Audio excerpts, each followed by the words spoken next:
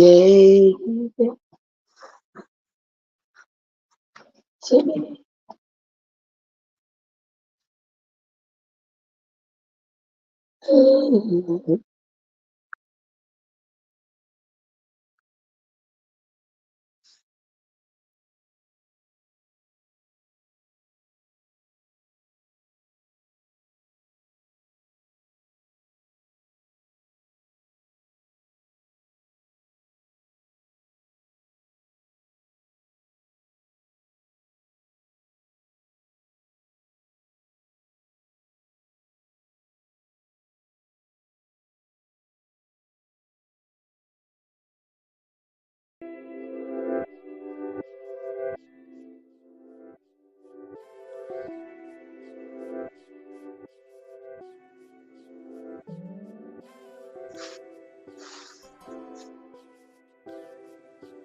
Welcome, everybody. Yeah, me come out nice and bright this morning. I'm bushy tail. Maybe feeling a little bit better. Well, I wasn't really sick. Rain wet me, I get little sniffles, and my sniffles come with a little bit of, frog in the throat, but nothing too worrisome. No aches and pains and rolling around in the bed and that sort of thing. Just a little croak in my throat. So you all gotta live with it for maybe a day or so. But whatever it is. Hello, my love, my sweet one. How are you doing? I thought you were coming to see me. What's up with that? We gotta talk off the air, my love. Because I thought you were planning on surprising me. But anywho, whether or not, love you. Welcome into the live. That's my dear, lovely silver dollar. Whichever one that is. Welcome, happy Wednesday. It's the day before Thanksgiving in America, if you're in America. The day when Americans give thanks. Yeah, tomorrow is the day when they give thanks to the powers that be that allow them to come and conquer the people's land. But anywho, that's not why we are here. But talking about conquering land, in the Bible, there was a lot of that going on. A lot of this land conquering. And everybody was trying to build their own dynasty. And everybody was trying to establish their own borders. And subsequent to that, there was a lot of wars because people thought that other nations had conquered their borders, had infringed on their established borders. And so there was a lot of fighting and contention around whose border was where and where the extent of one's country went, and so the conflicts continued. And during the time in the Bible times, the nation of Israel was established. David established Jerusalem at the place that it is right now to be the capital of Israel. And the whole region that was Israel was dominated by the Jewish people, and they had a thriving community, a thriving economy. They had their borders. The Egyptians had their borders. The Lebanese, the Syrians, and everybody around there had their borders and their way of life. As the years went on, the others around, through conflict and disagreements and all, were successful at causing the massive dynasty, the massive empire that David had been successful in creating for the Jewish people. These people had caused it to disintegrate, basically. So the Jewish people had nothing. They were eventually reduced to nothing, and they were thrown out. Some of them voluntarily left the region, went to other places, to try to reestablish themselves, because under the governments that surrounded them and the oppressive laws that were established around them, they were not able to thrive as they had strove before. And also, I must say that in reading the Bible for myself, I've come to the understanding that some of these people were claiming to be prophets, who were supposed to be Zionists. They were supposed to be pro-Israel, and they were prophesying. But for whatever reason, it seems like they were playing devil's advocate. And even though the Bible specifically speaks about Shemaiah, I do not believe that Shemaiah was the only one who was playing devil's advocate. Sister Winsome is here. Good morning, my love. How are you doing? Good to see you. Yes, guys, I do not think that Shemaiah was the only one playing devil's advocate. And why I say this is because when you listen to what some of the Jewish prophets claim that the Lord told them, it definitely does not make sense. It seems like these people were being bought out. Because take Jeremiah, for example. Jeremiah says the Lord told him that the prophets before him were liars. And they said they had dreamt this, they had dreamt that, the Lord had spoken to them. And the Lord has told him that he had never spoken to these people. Sister Winsome said, they were doing it. Sister Winsome, you have a perfect point. I think so too. Because it does not appear to me that the things that were happening to the Jewish people were happening by the hands of their God that they said had chosen them as the chosen people, the people that he was going to bless and prosper and love. These acts that the prophets were saying that God had told them was going to happen to the people didn't seem like the act of any God to me, as I have read it. And guys, I've tried to come into the reading of the Bible as an empty slate. I've tried to abandon everything that I have been taught since childhood. And it does not make sense to me that these prophets would be saying that God told them that the Jewish people are his chosen people. They are the people he's going to make prosper and rule the earth and do this and do that and do. And at the same time, the message that they are bringing to the people are messages of despair.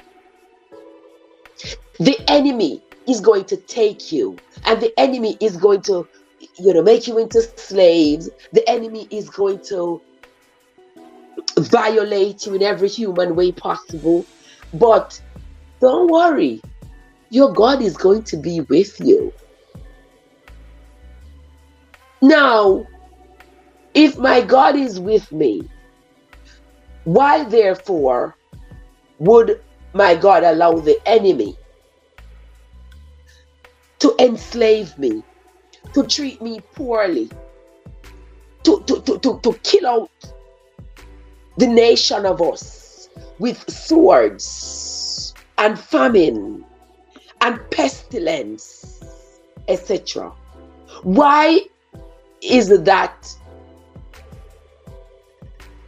God's plan for us if we are his chosen people? How, therefore, are we going to continue to grow as a people that he claims to be his chosen people who are going to rule the earth? How are we going to, when the quote-unquote enemy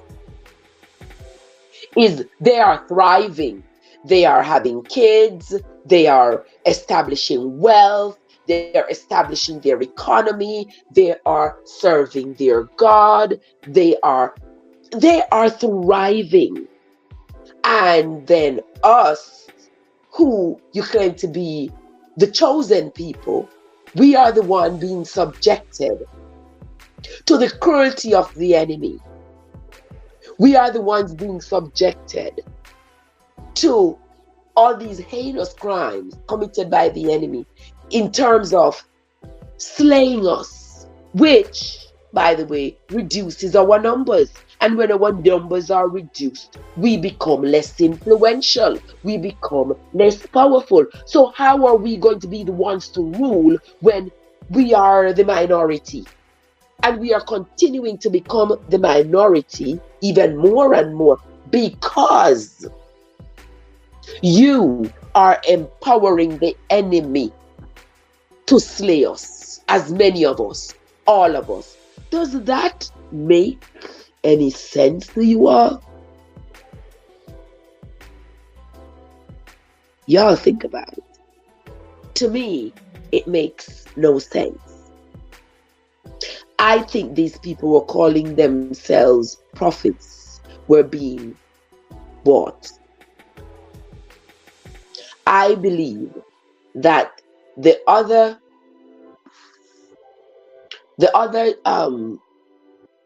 societies around, the leaders, the rulers, the kings, were paying these people who claim to be Jewish prophets to prophesy negatively against the Jews. That is my firm belief. If you have literature that will convince me otherwise, please don't be afraid to share it.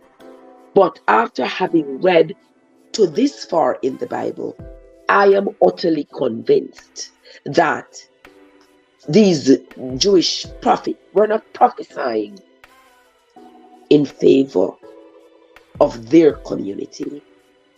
And I believe they were being paid. How comes your God is going to tell you that he's sending Nebuchadnezzar, the enemy, to come and to take you all? You all are going to go by the sword, by the fire, by the famine, by the pestilence. All of you going to die out. And then he's going to take those of you he's going to take you to Babylon to enslave you. You're going to be robbed of your culture. You're going to be robbed of your way of life. You're going to be robbed of your sense of community. You're going to be forced to serve the gods that they serve. And then, those who were taken by force, God said, you must go willingly. You must go willingly to go serve Nebuchadnezzar. Why would God tell his people who are supposed to serve him that they should voluntarily go to go serve Nebuchadnezzar, the enemy?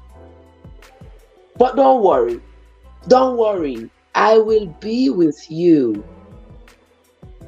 Don't worry, I will be with you. You see, that's the beginning of the development of the slavery mentality. Yes, me I go care you, but don't worry yourself. I am going to pray for you while I'm doing it, and I am going to dress you in your best robe, and I'm going to be whispering I love you in your ears as you take your last breath. That makes sense to Unu? Brother Joseph, how you doing, my love? Good to see you. I don't know about you all, but to me, it don't make no sense. To me. And it's because of these prophecies that these Jewish prophets, self-proclaimed prophets, brought to the Jewish people. That is what caused the Jewish people in the first place to lose their position of power and influence in their homeland. And that is why it ended up that the United Nations had to reestablish them in their homeland, because they had been driven out, slain and slaughtered and reduced to nothing. And then here comes the modern day conflict, because the United Nations stepped in, gave back Jerusalem, gave back Israel, the land that was originally theirs. And now the modern day conflict that is 75 years old continues to rage. And I doubt it ever will end. It will never end. I see a lot of people online hurrying and running to take sides and, making their anti-Semitic remarks and, their anti-Islam remarks and all of this and stuff, and taking sides, and they're blocking people who support Israel, and they're blocking people who support Palestine, and they're blocking, and they're doing all of this mess. It not have nothing to do with you. It not have nothing to do with me. Me inspiring myself to potentiate hate towards either group will do nothing for me. And trust and believe me, if you want to potentiate hate in your heart towards either side, it will do nothing for you as an individual. It will do nothing for you and whatever you're trying to promote. It will do nothing for you, because this modern day war was predetermined. And it did not include you. So don't go about corrupting your heart with hatred, picking sides over something that has nothing to do with you, and something that you yourself don't even understand. Because had the United Nations not reestablished Israel, and people talking about establish, Israel wasn't established in the region. Israel was re-established, because Israel was there already. And it was only through the actions of the other rulers around, and those Jewish prophets who claim God told them this and God told them that, that Israel was eventually dismembered, if you will, cast out, and the others around had claimed that land that was at one time the thriving dynasty of Israel. The only problem now, though, is that the people who are now calling themselves Jews are not really. But anywho, a lot of them are Europeans, who went down there to go re-establish Israel. And in the re-establishment of Israel, they call themselves Jews. But you notice they try to be white and blue-eyed. You all get what I mean? So I don't think the war is really about so much the land, if you don't get what I mean. I don't think all of the war is so much about the land, but a lot of it has to do with the people who have come to inhabit the land and call themselves Jews. Because the modern day Jew that we see and the Jews that were established according to the Bible are not the same. But anywho, big man have big problems. He look for the command to solve it.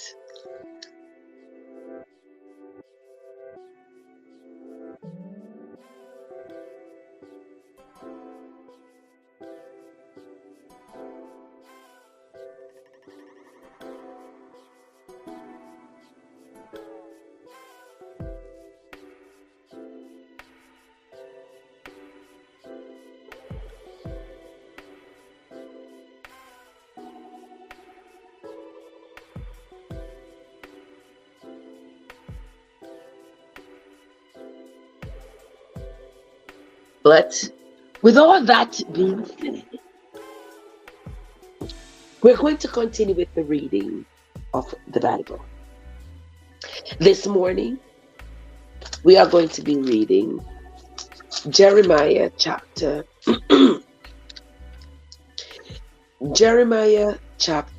36. Come with me, guys. Get your book Bible or your Google Bible. And don't forget now that over here on my channel, I do not endorse any particular religion or denomination. What I'm simply trying to do is to read the Bible for myself, and I'm sharing that experience with you all so that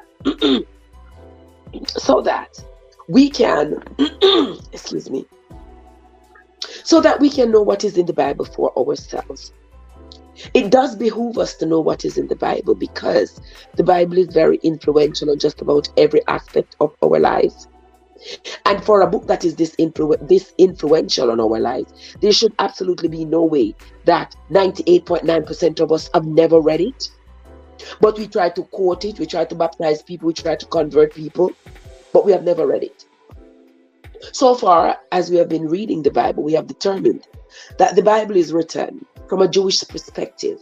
The Bible is written for the Jewish people. It's the account of the Jewish people, of their lives, how their lives were. People who found it pertinent to document their experiences growing up in Israel at the time, having either self-proclaimed themselves as a prophet, a priest, or a scribe, whatever it was, or being appointed these roles by kings.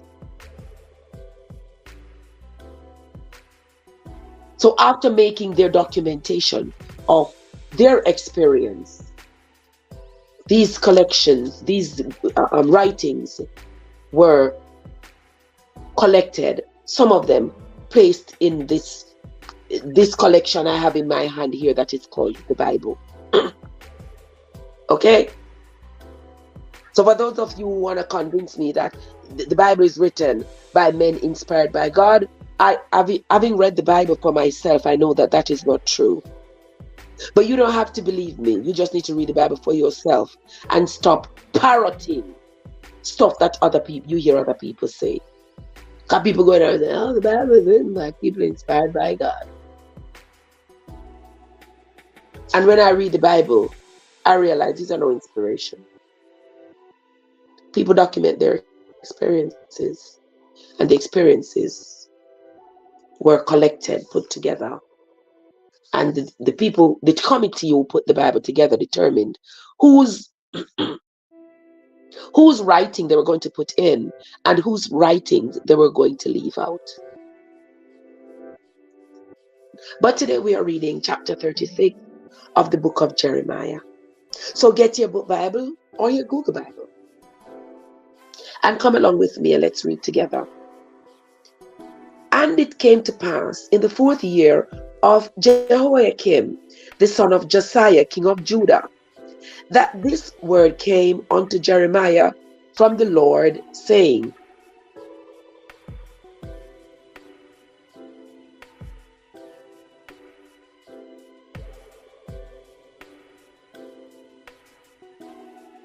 Take thee a roll of a book. Take thee, my pencil point just break. No, my pencil. Well, on the people, because me can't read without my pencil.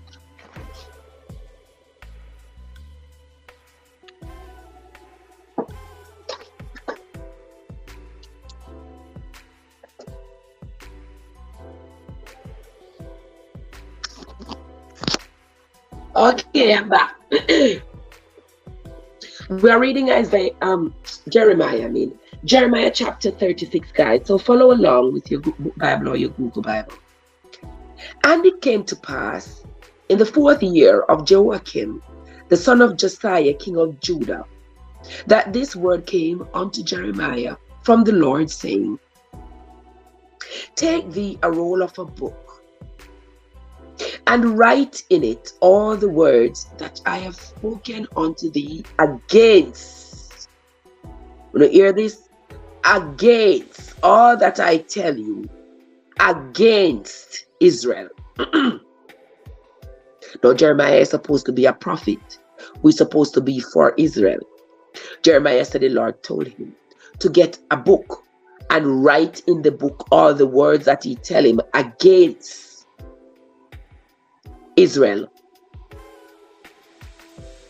and against Judah and against all the nations from the day I speak unto you, from the days of Josiah, even unto this day.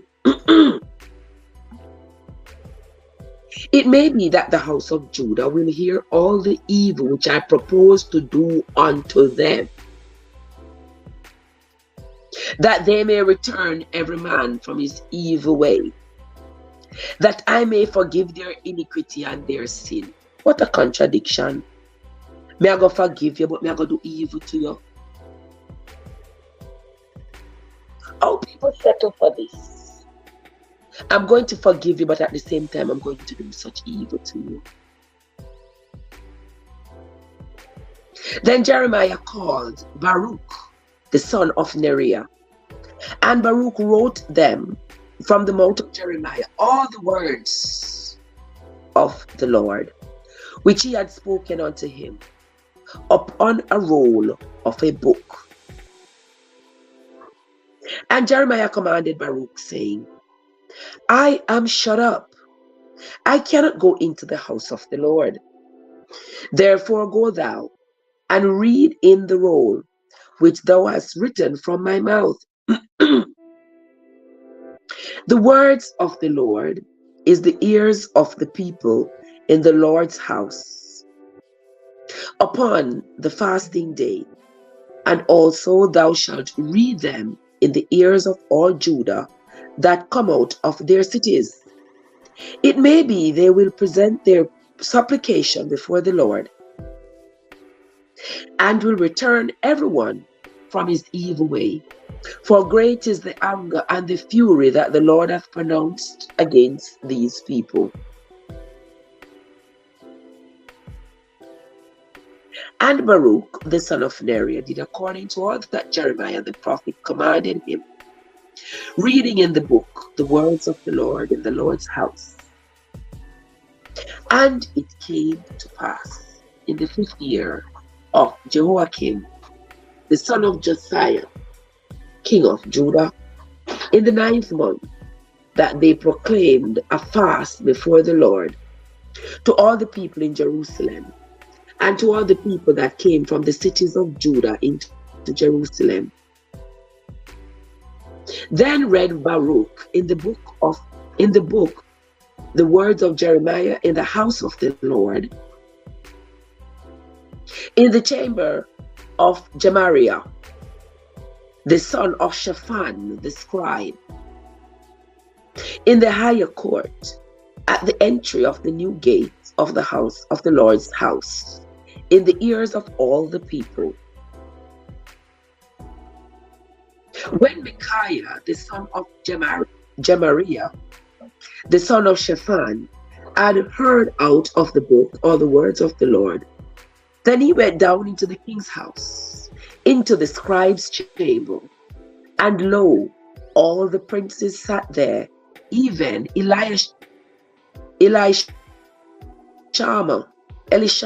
the scribe, and Delaiah the son of Shemaiah, and Enathan the son of Akbor, and Jemiah the son of Shaphan, and Zedekiah the son of Hananiah, and all the princes. Then Micaiah declared unto them all the words that he had heard when Baruch read the book in the ears of the people.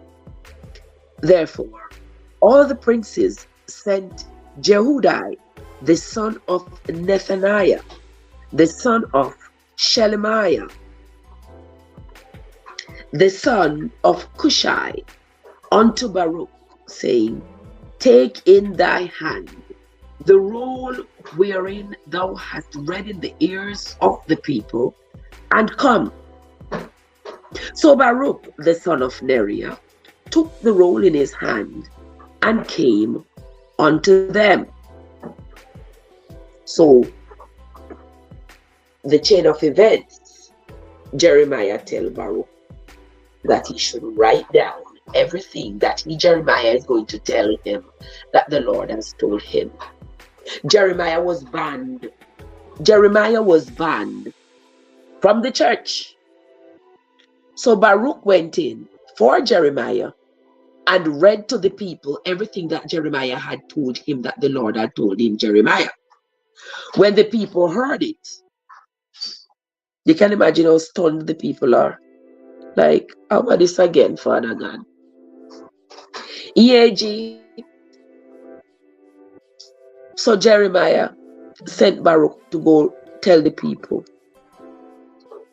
that the Lord had told him all these things. But the people, they went and told everybody else what Baruch had told them, what he had read out of this book that he had written from the mouth of Jeremiah. Verse 13, me said, AG, it's better now. It's better now, my friend, trust me. How are you doing? Where are you? Stay safe on those streets because it's been raining since yesterday. The road is so wet. Everything is so wet. I don't know, they must cancel Thanksgiving today, yeah, man. Tomorrow, yeah, man, because me have too much work to do. But anyway, the show must go on, my friends. So here, in verse 13, it says, Then Micaiah declared unto them all the words that he had heard when Baruch. So Micaiah went into the house to tell Zedekiah and the others about what Baruch had read in the temple. Micaiah declared unto all the words. Oh, you're heading to Atlanta? Okay. Be safe now. I got some videos from Atlanta. There was flooding too down there. So be careful, my love. Verse 13, it says, Then Micaiah declared unto them all the words that he had heard, when Baruch read the book in the ears of the people. Therefore, all the princes sent Jehudi, the son of Nethaniah, the son of Shelemiah, the son of Cushai, unto Baruch, saying, Take that scroll, that book, wherein there was read from the ears, from the mouth of Jeremiah to the people, and come. So Baruch, the son of Neriah, took the roll in his hand and came unto them. Okay, they send Jehudi for Baruch. Jehudi went and got him and brought him into the chamber where Zedekiah and the others were. And they said unto him, Now sit down and read it to us. So Baruch read it to them. Now it came to pass, when they had heard all the words, they were afraid, both one and other, and said unto Baruch, We will surely tell the king of all these words. When you see me talk about the scare tactic, the fear tactic, it don't make sense to me. I don't know if it makes sense to you, but it don't make no sense to me. I can't go hug you and love you and analyze you at the same time. I can't go analyze you and claim to me analyze you humanely. What goes so? What kind of oxymoron that? Me analyze you humanly? That don't make no sense. And for it to be, this to be proclaimed by a God who claimed that these people are his chosen people, it don't make sense to me. Joseph, I'm gonna work on me have to do this too much, you know. But you know, Joseph, and the funny thing is, you know, Joseph, I have the little sniffles, you know, but me still have my energy. And last night I said I was going to stay up last night all night. Me say, you know something, but I staying up all night. Me I got my bed go sleep. Nobody need rest. Me work hard. So I got my bed go sleep. And today, whatever get done, done. Whatever no get done, no get done. I just saw me see it. Simple as that. Yeah.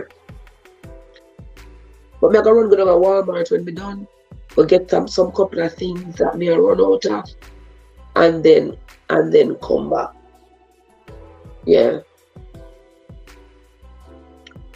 But anyway, we continue.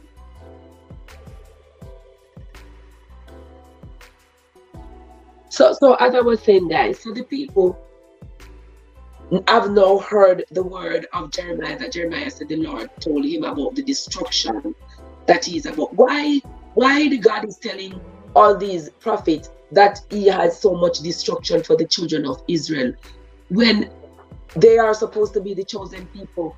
Where is all the love? Where is all the flourishing? Where is all the growth? Where is all the multiplication? Where is all the wealth? And why is it that these prophets only get the words of destruction for these people? No one of the people them are run up and down like chicken without heads. Because it is such a scare tactic. Such a scare tactic for the people them.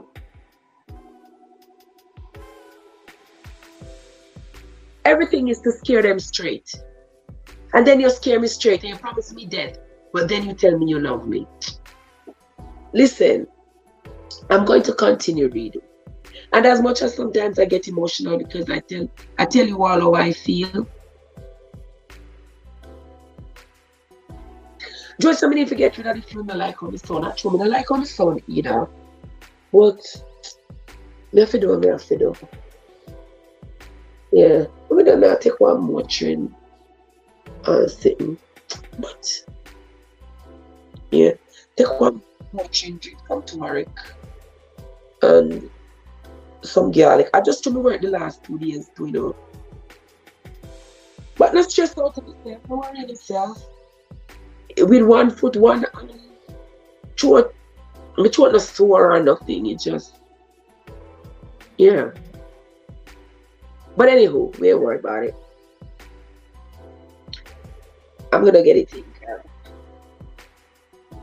So verse 17 says, and they asked Baruch, saying, tell us now, how didst thou write all these words at his mouth?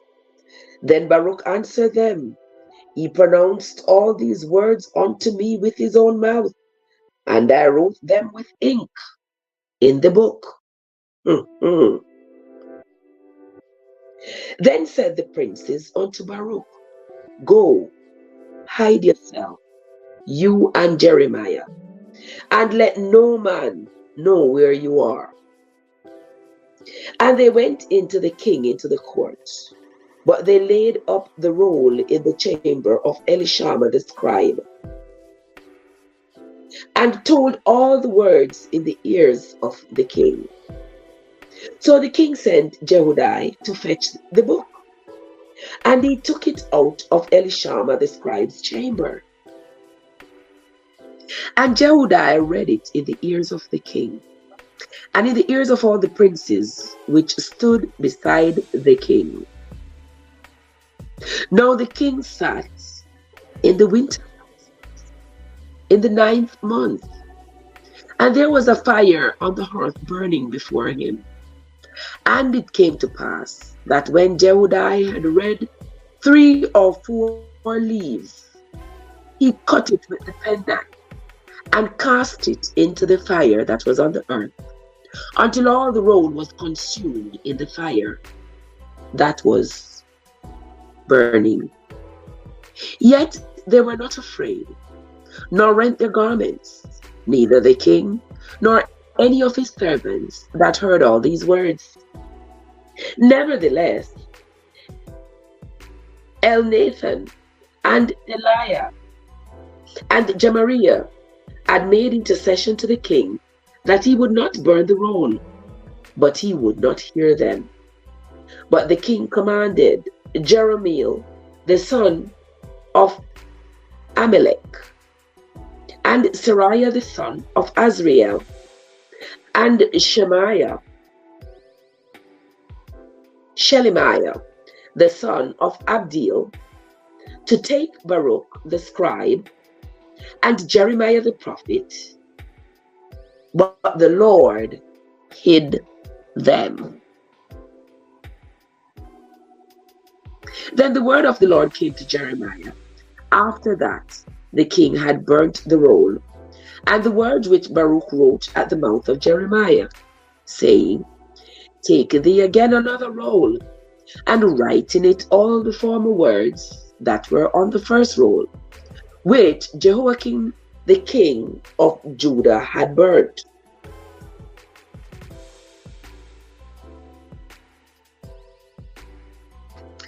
Joseph said, you don't understand, people don't care for you. They don't want nothing happen to you. If you're sick, you're sick.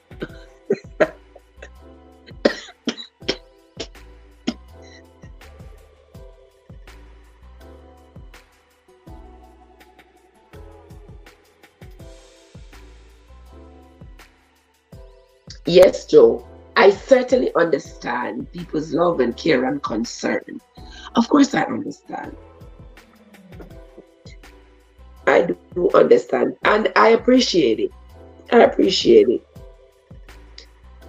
But that doesn't stop me from going about and doing what I gotta do. It's not like I'm having a headache or joint pain or anything that is rendering me incapable of going about my daily life.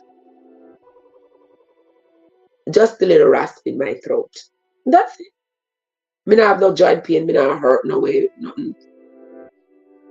Yeah. But anyway, maybe it's just like maybe mucus built up. We shouldn't be considering my diet, but it does happen sometimes. You know, the body got to get rid of, any built up mucus that's in the body. The body has its own mechanism to get rid of it.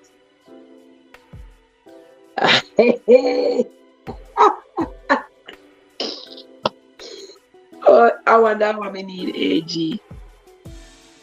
That wouldn't be one, no. That would be more than one. But anywho, let us continue reading the book of Jeremiah, chapter 36.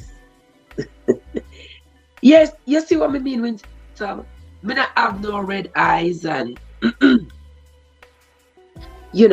droopy. When some me not pay AG no mind, you understand? AG not alright in my head. AG not alright in my head. But me know say me know what me need. But don't worry yourself. Don't worry yourself. One sweet day. Okay, let us continue, guys. So here, they have burnt the book. The king, Jehoiakim, has burnt the book that Baruch had read in the temple from Jeremiah. So now, remember, they had chased out both Baruch and Jeremiah. Time to go hide themselves. Now they claim the Lord has hidden them. Because here in 27, in verse 27, then the word of the Lord came to Jeremiah after the king had burnt the book, and the words which Baruch wrote at the mouth of Jeremiah. And the Lord said to Jeremiah, Take thee again another roll, and write in it all the words that you had written, that Baruch had written before.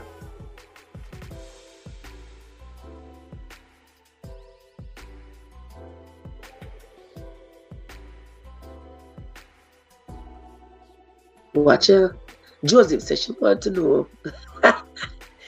Joseph says he wants to know what it is that I need. Don't tell him, AG. Don't tell him. He will tell my mother. Don't tell him, AG. He will tell my mother. Let us continue, guys. Verse 29. And thou shalt say to Jehoiakim, king of Judah, thus saith the Lord, thou hast burnt this roll, saying, the king of Babylon shall certainly come and destroy this land, and shall cause to cease from thence man and beast. Therefore, thus saith the Lord of Jehoiakim, king of Judah, he shall have none to sit upon the throne of David, and his dead body shall be cast out in the day to the heat, and in the night to the frost. And I will punish him, and his seed and his servants for their iniquity. And I will bring upon them, and upon the inhabitants of Jerusalem, and upon the men of Judah, all the evil that I have pronounced against them. But they hearkened not. Verse 32, and this is the last verse of chapter 36. Then took Jeremiah another roll, and gave it to Baruch the scribe, the son of Neriah, who wrote therein from the mouth of Jeremiah all the words of the book which Jehoiakim king of Judah had burnt in the fire. And there were added besides unto them many like words. Here ends the reading of Jeremiah chapter 36. Once again, guys,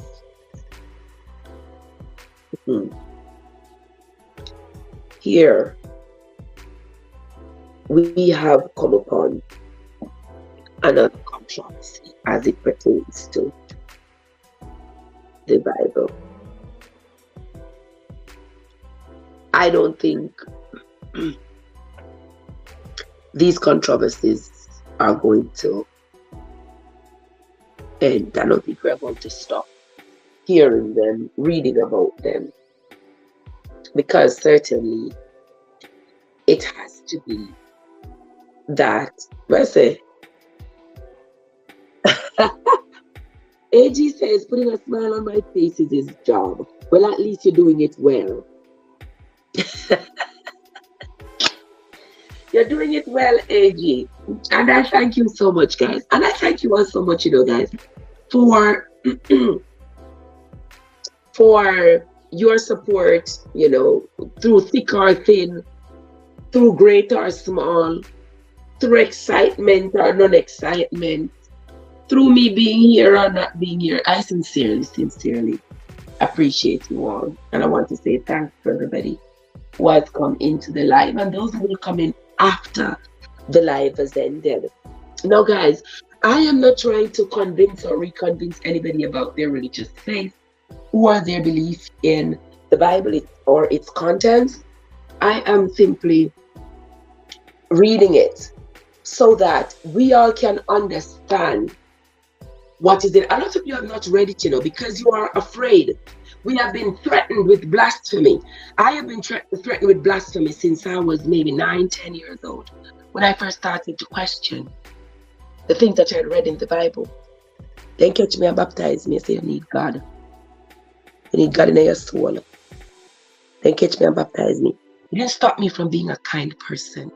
It didn't stop me from being a person who is capable of love and loving people with the ultimate love that does no harm.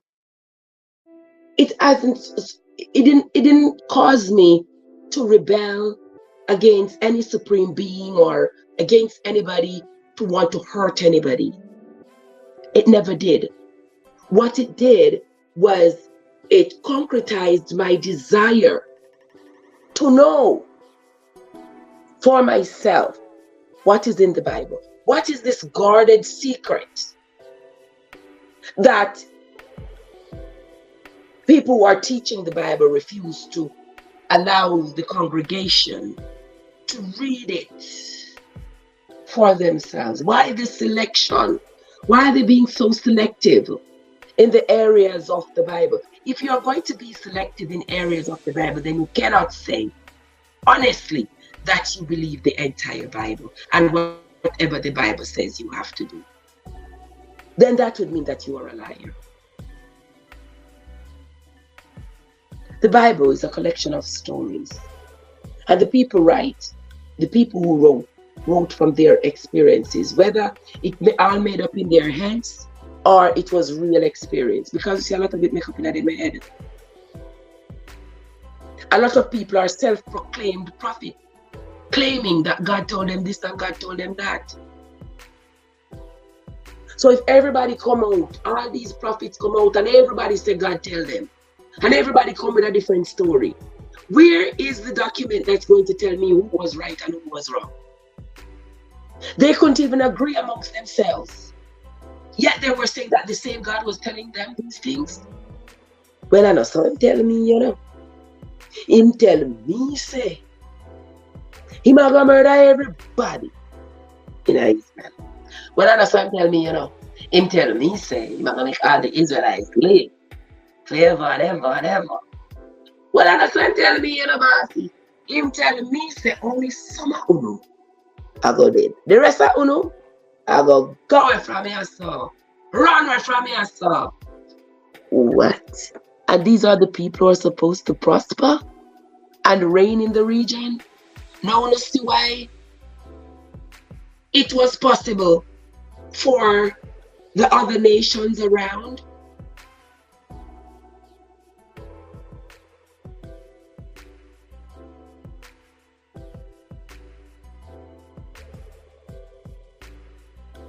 Now you see why it was possible for the other nations around, namely the Syrians, the Egyptians, the Lebanese, the Arabs, and the others.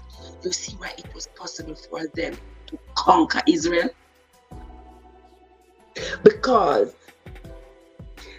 the Israelites were too zealous to be priests and prophets. Yes, there were too many of them. Too many, you ever hear too many cooks spoil the broth? That's what they experienced according to the Bible. Too many of them came out and say, God tell them this and God tell them that to tell the people. So one tentacle dragging the people this way, one tentacle dragging the people that way, one tentacle dragging the people this way. Everybody coming say God tell them something, and I want whole heap of different story. So the people don't know which direction to go because they've been dragged in all different directions. So the people them run away, scatter away, go all over. And that was exactly what the other rulers around wanted. And so that convinced me that many of these people who proclaim themselves to be prophets were being paid off by the other kings around.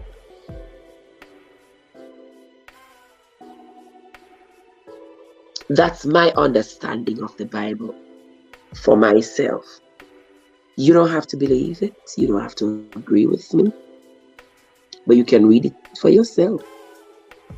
Because that's my understanding. Because no way God would be telling so many different prophets different things to tell the people. I could understand if all of them came with the same story. Then I could say, oh well, for all of them to come with the same story. But you see, they were their own best enemy. The children of Israel were their own best enemy. They were too eager and jealous. Everybody wanted to declare themselves to be an important man. a man of God. And to that end, they destroyed their community. And if there is any lesson that I've learned in the Bible so far, that is the lesson that I have learned. God not tell them nothing. They just love to let their life on God. And when them are going to stop blame. I true, Joseph. That's true. There's so many people come and say, God tell them this, God tell them that, and I want to put a different story. Wouldn't you be confused? If your mother come and tell us, say, eat the bread, your father said, don't eat the bread, your auntie say, eat piece of the bread, somebody else come and tell us, say, dash the bread, somebody else said the bread, no torment, you don't know who to believe. You don't know who to follow, who to go back, who's lost. Jeremiah even go as far as saying, putting even Moses and Samuel in his writings. I said, God tell him, say, I like them with that thing. Now, when you go that far back,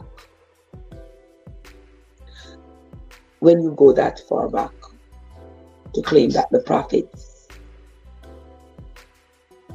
were lying to the people, and it is from the words of Moses that he claimed the Lord told him that the Jewish laws were written. Now, when you go and you say, he was a false prophet, well, that means, say, all of these writings then would be invalid, right? You not agree with me? Because since Moses and God telling these things that he wrote, that were the laws supposed to govern the children of Israel. And if now in Jeremiah time, Jeremiah said God said he never did talk to the prophets before, never did talk to them. They came and they told lies in his name. Then that would basically make all the writings of Moses null and void, if we were supposed to believe Jeremiah. If we were supposed to believe him. But we're not even going to try to believe nothing what him say. Because him seem like another of those overzealous people who want to say God tell him. You notice how he has tried to belittle everybody who came before him. If anything, Jeremiah is a true politician in this story. Because up until I get to Jeremiah, I don't hear any of the other people who claim to be prophets claiming that the other prophets before them were false. And that God didn't tell them anything. So Jeremiah come out swinging. He took the politics to another angle to belittle the others and discredit them by saying God told him. He never tell them nothing.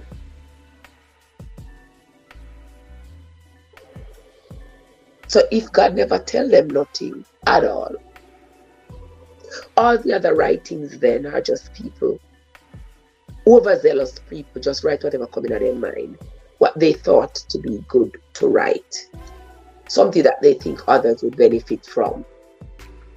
So they write it. And now, it's like them suck the sour grape and leave our teeth on edge. Because now, we are struggling with ourselves, claiming that we are following what's in the Bible. But we can't follow everything what's in the Bible. But we still have to admit that there are common principles in the Bible that if we follow those principles, they could lay the groundwork for a beautiful society. If we follow them, they could lay the groundwork for a beautiful society.